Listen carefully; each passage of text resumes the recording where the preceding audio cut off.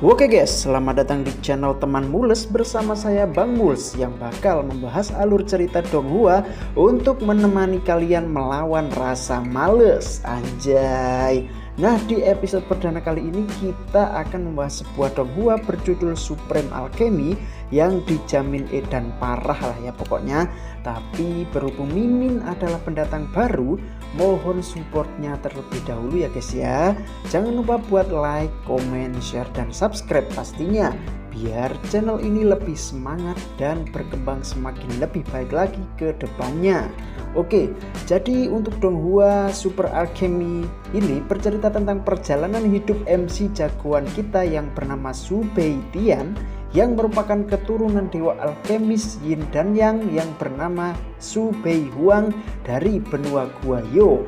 Ia akan berusaha mempelajari ilmu ahli kimia, membangkitkan keterampilan bela diri elemen ganda yaitu es dan api, serta menyelidiki misteri hilangnya sang ibu tercinta. Hingga pada akhirnya nanti Beitian akan menjadi seorang praktisi dewa yang mampu memurnikan pil ilahi sejati. Mantap kan ya? Udah kebayang seperti apa serunya Donghua ini? Kalau begitu langsung saja tanpa perlu berlama-lama lagi kita meluncur.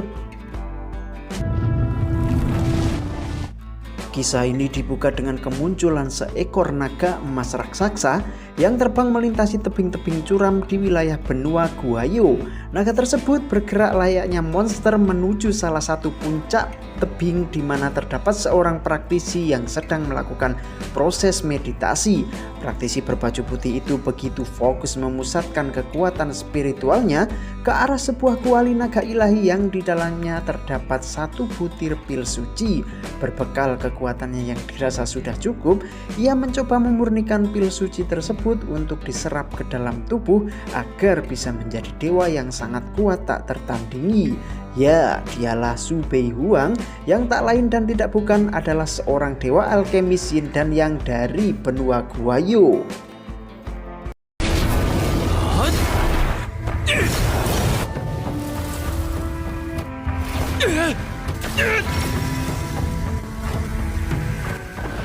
Energi besar menyembul ke atas langit seiring dengan kekuatan Beihuang yang dikerahkan semaksimal mungkin untuk memurnikan pil ilahi sejati.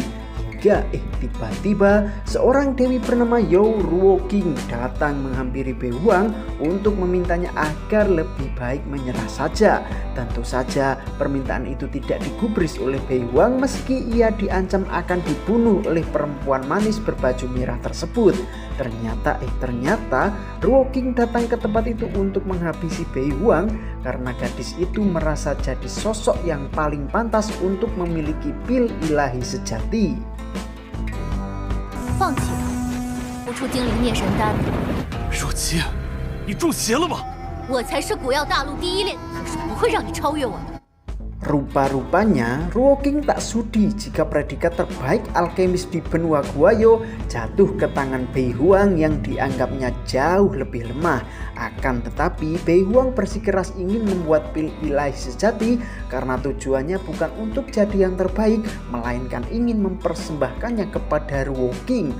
Jadi guys, Beihuang ini sebenarnya jatuh cinta dengan si cantik Ruoqing hingga nekat mempertaruhkan nyawa untuk memurnikan pil ilahi, karena nantinya benda itu akan dijadikan sebagai hadiah pertunangan. Akan tetapi cinta dewa Beihuang bertepuk sebelah tangan dan bahkan malah ia akan diantarkan Ruoqing untuk menjemput kematian. Aduh sakit euy. 说完了吗？就让我送你归西吧。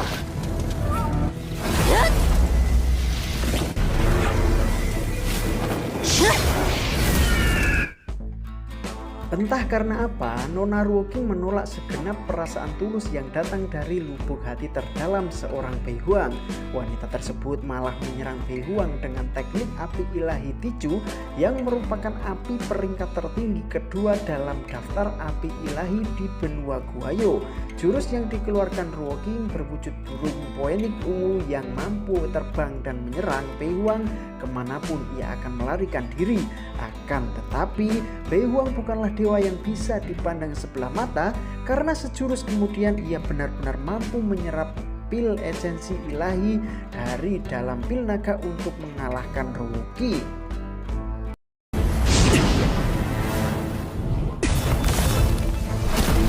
没有人能杀我，就算死，我也会死在。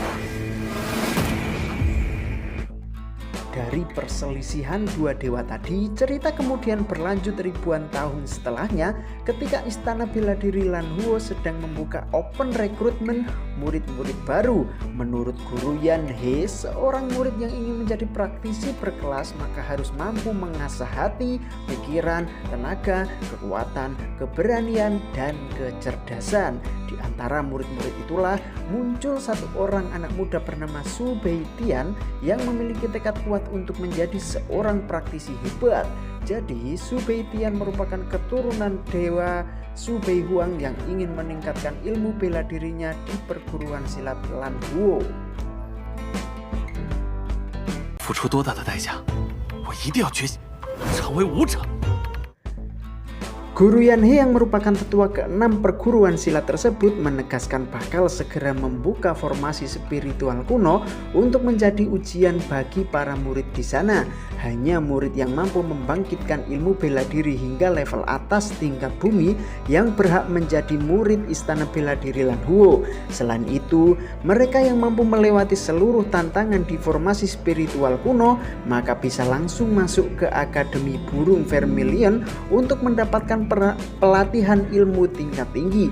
Tidak berhenti sampai di situ, barang siapa yang sukses melewati ujian yang diberikan maka berhak pula mendapatkan pil Void Spirit alias pil roh kekosongan. 五脉觉醒者，那直接我蓝火无府将奖励他一。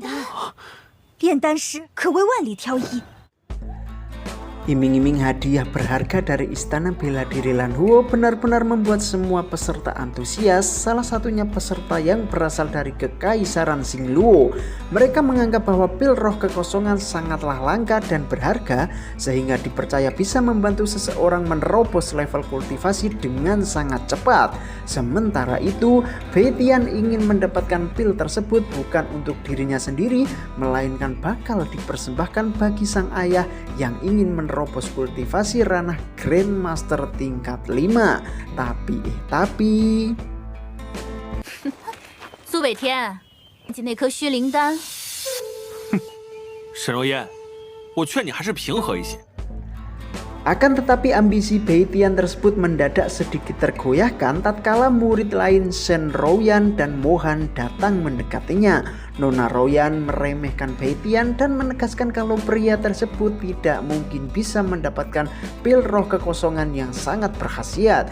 Begitu juga dengan Mohan, ia mengintimidasi Beitian yang kini dianggap sebagai seorang pecundang yang pernah dihajar oleh kakak senior Han Feng.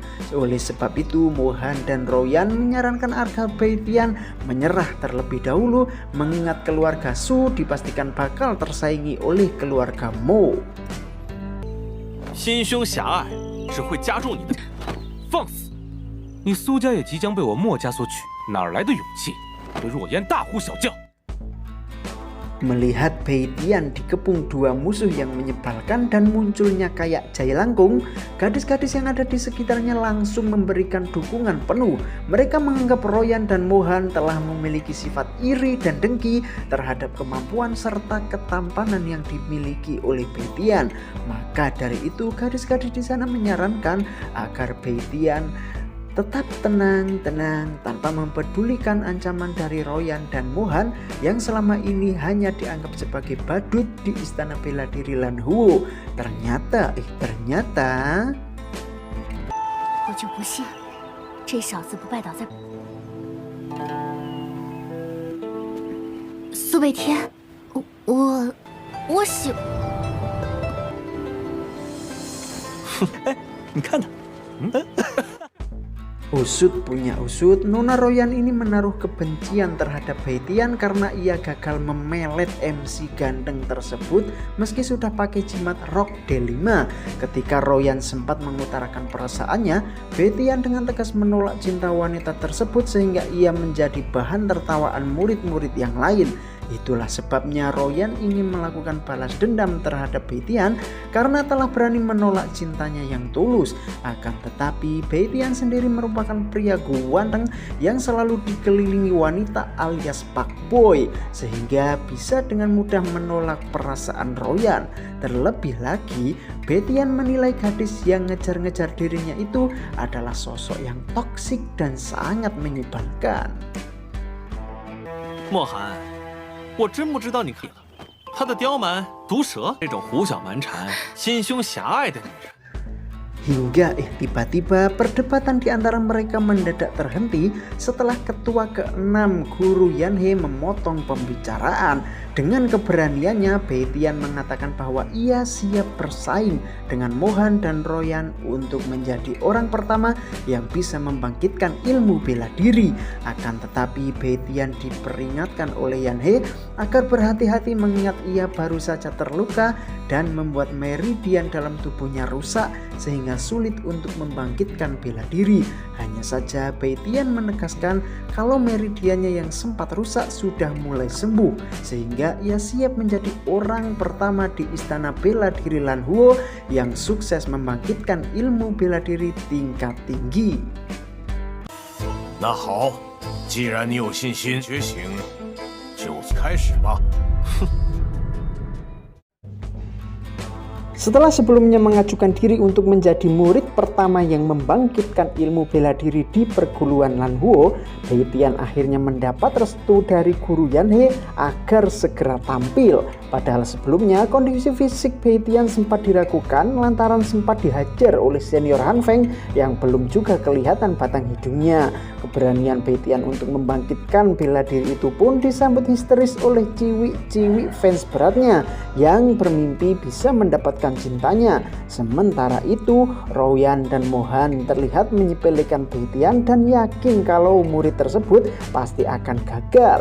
Dan tidak jauh dari altar istana bela diri Lanhuo, dua orang misterius muncul untuk menonton keterampilan bela diri dari Beitian.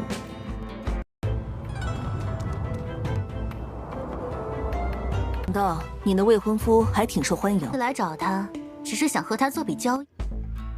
Ternyata dua orang misterius itu adalah Mu Ranfen yang merupakan tunangan dari Beitian. Jadi ketahuan ya guys ya, kalau Beitian ini menolak cintanya Royan bukan karena jual mahal, namun karena kesetiaan mengingat ia sudah mempunyai tunangan. Kepada rekannya Zizhu, Ranfen yang berasal dari keluarga Mu rupanya hanya ingin membuat sebuah perjanjian dengan Beitian, bukan untuk melihat bakatnya. Adapun Beitian yang sudah siap segera naik ke atas panggung kuno untuk memulai proses pembangkitan ilmu bela diri. 臭小子，我墨家一定会取代你，成为蓝火城新王族。 Kepercayaan diri Beitian jelas membuat Mohan semakin dengki dengannya, terlebih karena ia ternyata punya niat untuk menggeser keluarga Su sebagai yang terpandang di kota Lanhuo. Meski begitu, Beitian tidak ambil pusing dengan niat jahat Mohan, karena yang terpenting ia bisa lulus ujian hingga mendapatkan pil roh kekosongan yang sangat berharga. Guru Yanhee yang menjadi pengawas pembangkitan bela diri siang itu mengingatkan Beitian bahwa waktu yang ia miliki hanya satu kali bakaran dupa. Jika dupa sudah habis terbakar, namun Beitian belum selesai, maka otomatis ia dinyatakan gagal.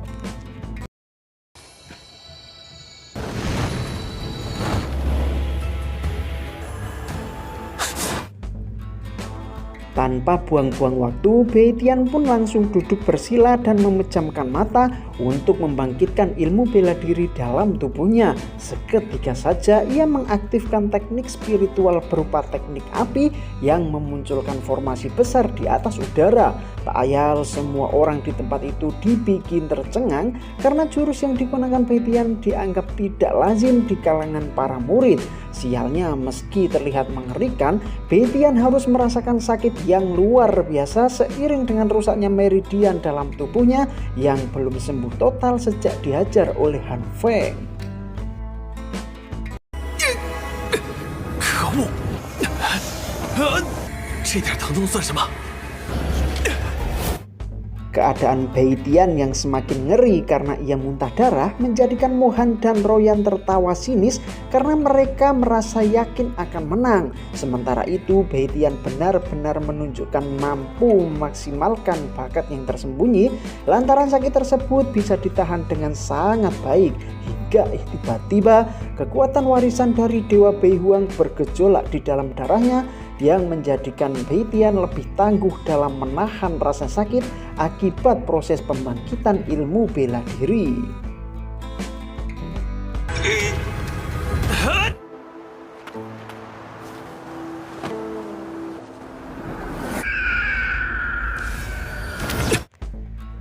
Darah Dewa Yin dan Yang dalam tubuh Bai Tian membuat kekuatannya bertambah besar, terlebih lagi karena kesadarannya berada di bawah kendali Bai Huang. Bahkan Bai Tian bertekad akan melakukan balas dendam terhadap Ruoqing yang dulu pernah menolak cinta leluhurnya tersebut. Sementara itu Royan yang sakit hati karena cintanya ditolak Bai Tian meminta guru Yanhe agar segera menghentikan proses pembangkitan bela dirinya. Si Eneng Royan menganggap Bai Tian pasti akan gagal total karena sudah cukup lama namun belum juga membuahkan hasil. Tapi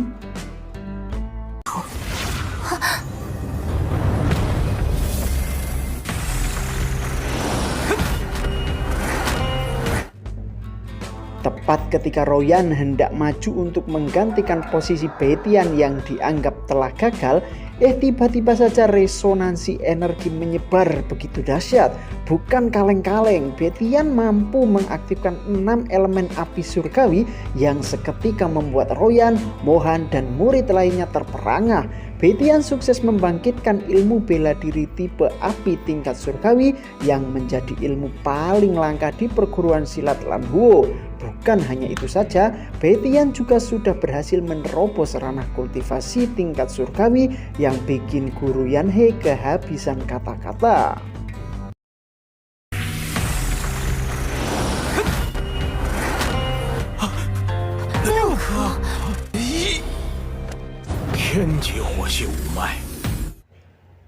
Atas pencapaiannya itu, Bai Tian dianggap sudah berhak untuk menjadi bagian dari istana bela diri Lanhuo. Sontak saja para ciwik-ciwik fans beratnya jadi semakin histeris dan kagum terhadap Bai Tian karena sempat diragukan namun mendadak jadi OP parah di luar nurul.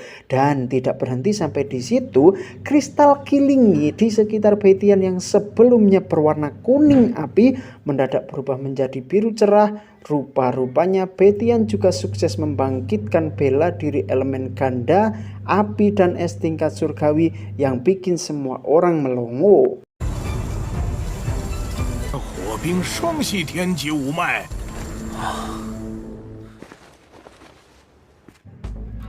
Penampilan Bai Tian yang bikin semua orang enggak habis pikir telah membuat Nona Zizu dan Mu Raven tidak bisa lagi meremehkannya, sebab kemampuan elemen ganda dalam diri Bai Tian sudah setara dengan apa yang dikuasai oleh tunangannya Raven.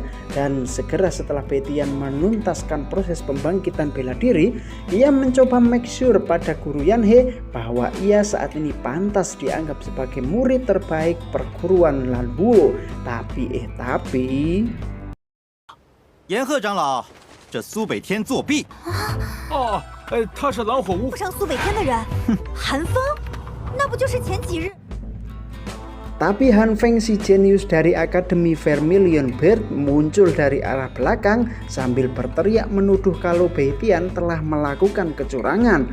Han Feng inilah yang sebelumnya telah menghajar Bai Tian sehingga membuat murid tersebut harus mengalami kerusakan meridian. Kehadiran Han Feng di arena itu seketika membuat murid-murid lain memberi jalan karena takut kalau digeprek sama si antagonis tersebut. Hingga pada akhirnya Guru Yanhe meminta Han Feng untuk membuktikan tuduhannya terhadap keberhasilan Bai Tian. 岩鹤长老，他经脉堵塞，根本毫无。我听闻苏家藏有一种丹药，这苏北天一定服用了这种丹药。韩师兄说的没错， Usut punya usut, Han Feng menuduh kalau Bai Tian sebenarnya tidak punya bakat sama sekali, terlebih karena setelah dihajar di hutan, ilmu bela diri Bai Tian sudah terblokir. Maka dari itu tidak masuk akal bagi Han Feng kalau Bai Tian bisa membangkitkan bela diri elemen ganda es dan api tingkat surgawi. Bukan hanya itu saja, Han Feng menuduh Bai Tian telah meminum pil ilahi warisan keluarga Su yang diyakini bisa menghasilkan ilusi kebangkitan bela diri. Dengan kata lain, Han Feng menganggap kebangkitan bela diri Bai Tian hanya sebuah ilusi saja alias tidak nyata dan tipu-tipu belaka. 苏北天就是一个卑劣的小人。韩放，你说完了吗？你敢接受我的挑战吗？挑战我？你真以为服下丹药觉醒假？哼，也罢。 Mendengar senior Han Feng kebanyakan BCT, Bai Tian jelas tidak tinggal diam dan ingin menyangkal tuduhan miring yang diberikan kepadanya. Oleh sebab itu, Bai Tian langsung menantang debat capres, maksudnya menantang baku hantam melawan Han Feng untuk membuktikan siapa yang benar. Sampai pada akhirnya pertarungan di antara keduanya direstui oleh Guru Yan He, sehingga Bai Tian tidak lama lagi akan membayar balas dendam terhadap Han Feng. 你们两个确定要比试？好。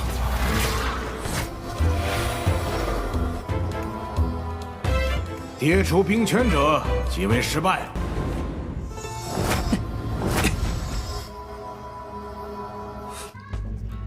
Edian dah ya, pokoknya jangan main-main nyenggol keluarga Su. Karena Bai Tian ini punya warisan kekuatan dewa yang tidak bisa dipandang sebelah mata. Nah, kalau episode yang akan datang sudah ketebak dong spoilernya bahwa Bai Tian bakal melakoni duel sengit melawan musuh bebuyutannya Han Feng. Kira-kira siapa nih yang akan menang? Tunggu aja lah ya pembahasan selanjutnya hanya di Teman Mules bersama saya Mas Mules di sini. Pamit, bye bye.